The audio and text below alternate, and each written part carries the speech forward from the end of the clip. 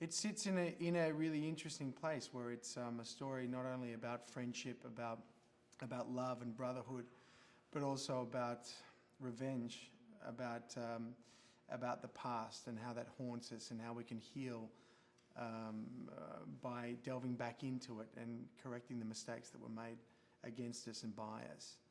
And so it works on a number of levels. It's a wide-reaching, wide-arcing shot. It runs the gamut of the human experience and the human emotions. It is about essentially friendship and brotherhood and what it means to be torn apart and then rebonded.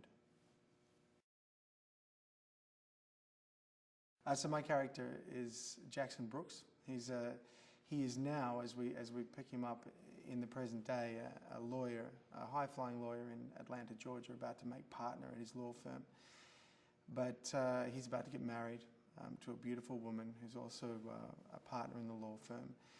And the essence of his story is hiding a secret, a very, very dark secret from his past. Back when the boys were 14 years old, they were incarcerated in a juvenile detention facility. And they were abused on a number of levels in that environment. And the 4 boys that went in all dealt with that very dark past in a very different way.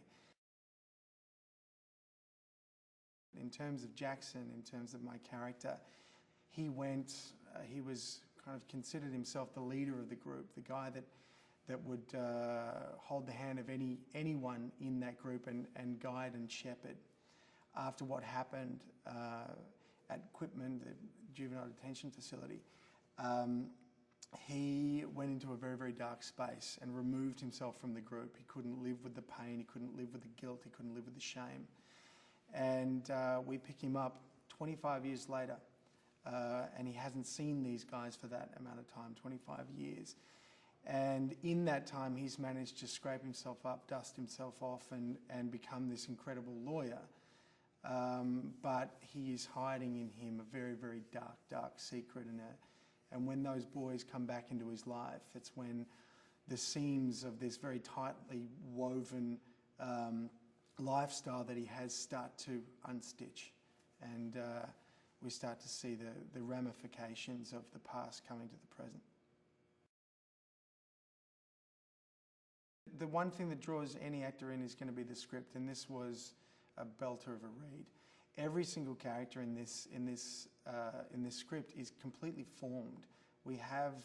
It's a blessing to have history, 25 years of history, of backstory, which you can delve into and then play the role. So when I saw Jackson on the page, I saw the guy. I didn't see like what an actor might do with it. You see the guy.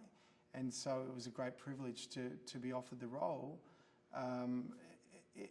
because I knew that there was things there that you could really grab onto, like a lot of handles on the character and a lot of dimensions.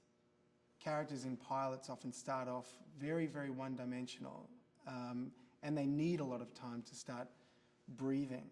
But the characters in this show have life in them before we even meet them, and that's a blessing. I didn't so much envision the way to play him. I had an incredible amount of empathy and compassion for him. I understood the plight. Now, that doesn't relate to how you'd ever play a scene, but it relates to the emotional landscape in which you're working or with which you're working. And so what I saw on the page and what I felt as I was reading it is that you feel his love, you feel his pain, you feel his past, you feel his guilt. And if that comes out in the performance, it does. If it doesn't, it's always there in the back of the mind, and that's a real gift. It's a blessing to have as an actor, where you're not trying to put something onto a character that's not really there, that's not supported by the writing, that's not supported by the world. David Hudgens is a mastermind. His past work speaks for itself, but the way he's fashioned these characters, he's carved them with love, and they've been a real blessing to play.